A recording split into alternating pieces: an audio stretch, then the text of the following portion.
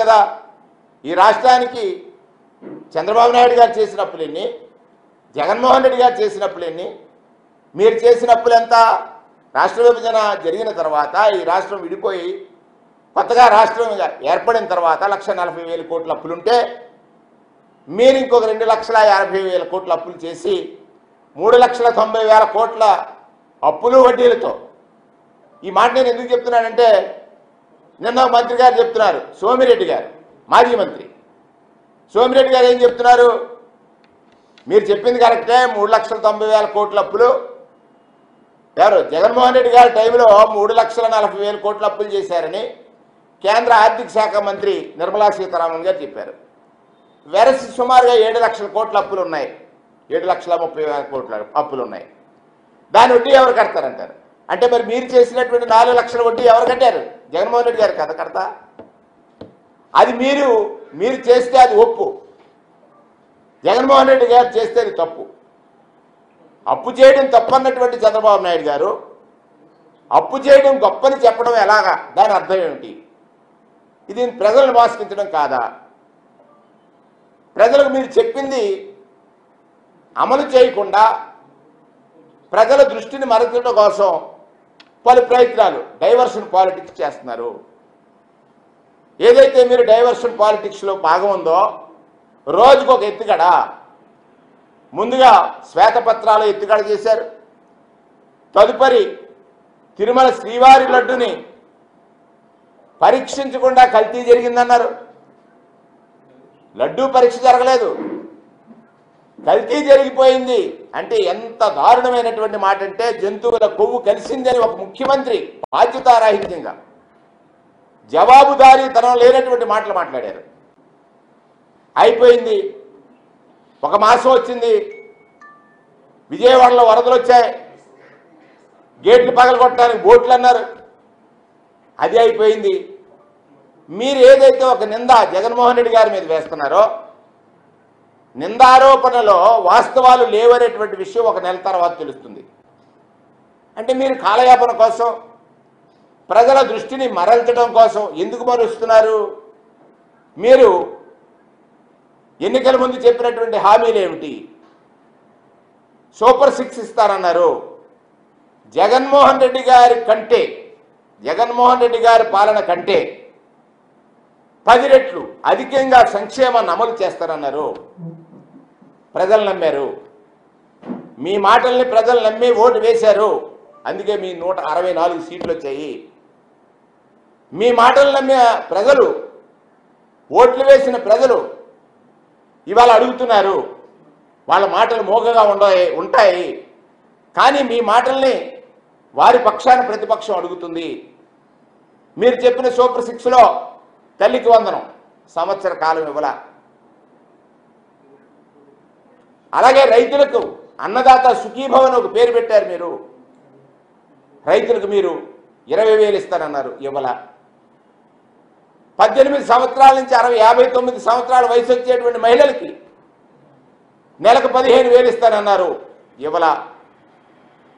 విద్యార్థులకి ఉద్యోగ కల్పన ఇస్తాము, లేకపోతే నిరుద్యోగ వృత్తి 3,000 ఇస్తానన్నారు, ఇచ్చారా? ఇవ్వాల. నాడు ఇంకా దారుణమైన విషయం, నాడు మీరు తప్పని చెప్పిన ల్యాండ్ టైటిలింగ్ యాక్ట్ ఏదైతే ఉందో దాని మీద దుష్ప్రచారం చేశారు. ల్యాండ్ టైటిలింగ్ యాక్ట్ చాలా జగన్మోహన్ రెడ్డి గారు మీ ఆస్తులు లాగేసుకుంటున్నాడని ఒక తప్పుడు ప్రచారాన్ని పదే చేశారు. మరి ఇవాళ మీ సాక్షాత్ మీరు ఏర్పాటు చేసిన కేంద్రంలో ఒక మంత్రి గారు ఉన్నారే, వారు చెప్తున్నారు ల్యాండ్ టైటిలింగ్ యాక్ట్ అమలు చేస్తామనేటువంటిది. అంటే గత పాలకులు చేస్తే తప్పు, మీరు చేస్తే గొప్ప. అంటే ఆనాటి పాలనలో ప్రజలకు మంచి జరిగితే తప్పట, నేటి పాలనలో అదే తరహాగా మీరు పనిచేస్తే గొప్పట. ఎలా అవుద్దండి ఇది? బాధ్యతారాహిత్యం కాదా? జవాబుదారీతనం లేని విధానం కాదా? ఇందులో ఇవాళ ప్రధానమైనటువంటి 2 అంశాలని మీ ద్వారా, మీడియా ద్వారా రాష్ట్ర ప్రజానీకాన్ని అర్థం చేసుకోమని కోరుతా ఉన్నాను. ప్రధానమైనటువంటిది ఇసుక. ఈరోజు ఒక పత్రికలో ఇసుకలో జగన్మోహన్ రెడ్డి గారు ప్రభుత్వం దోపిడీ చేసిందట, దాన్ని వెలికి తీస్తారు. ఇసుకలో జగన్మోహన్ రెడ్డి గారి ప్రభుత్వం చేసినటువంటి దోపిడీని వెలికి తీస్తారట. అయ్యా, మీ కళ్ళ ముందు దోపిడీ జరుగుతూ ఉంది. నేను అడుగుతున్నాను ఈ రాష్ట్ర ప్రజానీకాన్ని, ప్రజలు అర్థం చేసుకోవాల్సినటువంటి అంశం ఒకటి ఉంది. ఇసుక ద్వారా ఆనాడు చంద్రబాబు నాయుడు గారు చేసినటువంటి దోపిడీకి అడ్డుకట్ట వేసి సంవత్సరానికి 700 కోట్లతో 3500 కోట్ల రూపాయలు ఆదాయాన్ని రాష్ట్ర ఖజానాకి సమకూర్చి ప్రజలకు సంక్షేమాన్ని ఇచ్చినటువంటి జగన్మోహన్ రెడ్డి గారు దోపిడీ చేసినట్లు, ఇవాళ ఉచిత ఇసుక పేరుతో మీరు స్కీమ్ కాదు, ఇది స్కామ్. ఉచిత ఇసుక పేరుతో మీ నాయకులకి, మీ అనుయాయులకి, రాష్ట్ర ఖజానాకి చేరాల్సిన సొమ్ముని చేరకుండా మీరేదైతే తీసుకున్నటువంటి స్కీమ్ ఉందో, పాలసీ ఉందో, దానిలో జరుగుతున్నటువంటి దోపిడీ ఏ విధంగా ఉందో ఒకసారి మీకు ప్రభుత్వానికి వివరించాలని ఈనాడు పత్రికలోనే వచ్చింది. కంటి తుడుపు కోసం ఏమని, గోదావరిలో ఇసుక అక్రమ దారి అంటే ఈ ప్రభుత్వం ఫెయిల్యూరు అని చెప్పకనే చెప్పారు. ఎలా? ఈ ప్రభుత్వంలో గోదావరిలో డ్రెడ్జింగ్ జరగకూడదు. అటువంటి 80 డ్రెడ్జర్లు కొవ్వూరులో, రాజమండ్రి రూరల్లో, రాజమండ్రి టౌన్లో, గోదావరి పరివాహక ప్రాంతంలో డ్రెడ్జింగ్ జరుగుతుంది. ఎలాగా? రివర్ కన్జర్వేన్సీ యాక్ట్ ప్రకారంగా నేను అడిగా, గోదావరిలో డ్రెడ్జ్ చేసే అనుమతి ఉందా? లేదే. అధికారులు ఎవరైనా దానికి అనుమతి ఇచ్చారా? లేదే. అంటే యథేచ్ఛగా 80 డ్రెడ్జర్లు ఈ గోదావరిలో ఇసుకని డ్రెడ్జ్ చేస్తుంటే ప్రభుత్వం ఉన్నట్టా లేనట్టా? అధికారులు పనిచేస్తున్నట్టా లేనట్టా? అధికారులు ఏం చేస్తారు? మీ నాయకులు చెప్పినట్టు వినేటట్టుగా వాళ్లకు భయాన్ని సృష్టించారనేటువంటి వాస్తవం దీని ద్వారా అర్థమవుతుంది కదా. ఎక్కడ చూసినా ఇసుక దోపిడీ, ప్రభుత్వ ఖజానాకి జమ చేసేటువంటి స్థితిలో ఉన్న డబ్బుని మీ నాయకుల ఖజానాల్లోకి. నేను 2-3 సందర్భాల్లో చెప్పాను. ఇక్కడ ఉన్నటువంటి శాసనసభ్యులు బుచ్చి చౌదరి గారికి, ఈ ప్రాంతంలో ఉన్నటువంటి జిల్లా కలెక్టర్ గారికి నేను వివరించాను. ఇక్కడ ఉన్నటువంటి సహజ సంపదని దోపిడీ చేస్తున్నారు ఈ నాయకులు. ఇందులో ఎవరెవరు ఇన్వాల్వ్ అయ్యారో ఇన్వెస్టిగేట్ చేయండి.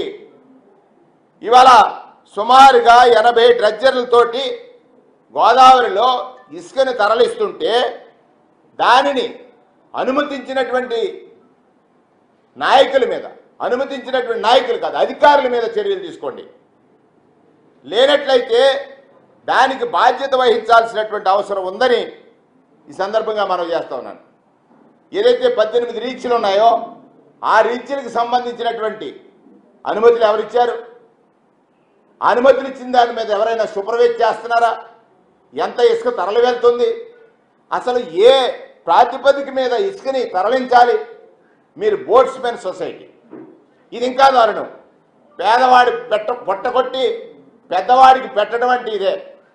బోట్స్మెన్ సొసైటీలో ఎవరైతే బోట్స్మెన్ సొసైటీలో వర్క్ చేసేటువంటి వారు ఉన్నారో వారందరికీ చెందాల్సినటువంటి డబ్బు యంత్రాలు ఉపయోగించి వాళ్ళ పొట్టగొట్టేటువంటి ఒక పరిస్థితి ఈ రాష్ట్రంలో ఉంది అనేటువంటి విషయాన్ని మీ ద్వారా తెలియజేస్తూ ఉన్నాను.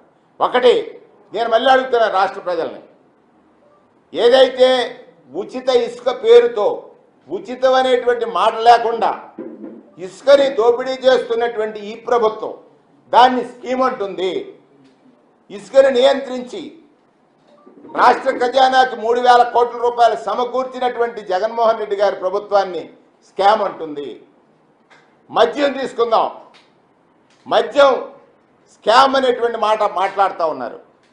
ఇవాళ మద్యం అనేటువంటిది చంద్రబాబు నాయుడు గారి టైంలో ఏ విధంగా పాలసీ చేశారు, ఏ విధంగా వారి అనుయాయులు అంటే అనుయాయులు అంటే వారి పార్టీ కేడరా, నాయకులా, ఎమ్మెల్యేలా, శాసనసభ్యులా, వాళ్ళు మాట్లాడుకుంటున్నారు.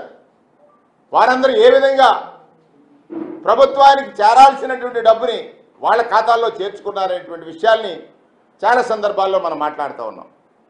దాన్ని జరగనటువంటిది జగన్మోహన్ రెడ్డి గారి ప్రభుత్వం వచ్చిన తర్వాత మీ ప్రభుత్వంలో ఫెయిల్ అయినటువంటి 43,000 బెల్ట్ షాపుల నియంత్రణ.